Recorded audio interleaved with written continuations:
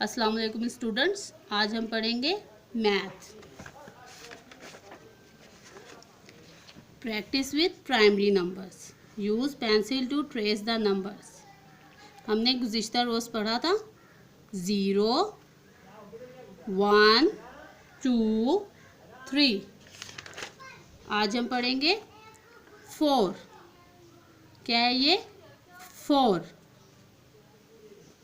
अब हम डॉट्स पे 4 इस तरह लिखेंगे, इस तरह से 4।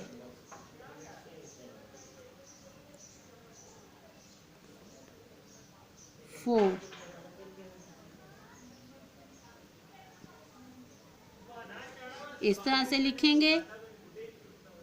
यहाँ हम 4 लिखने की कोशिश करेंगे।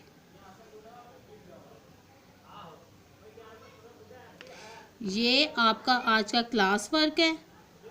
आपने ये क्लास वर्क में करना है।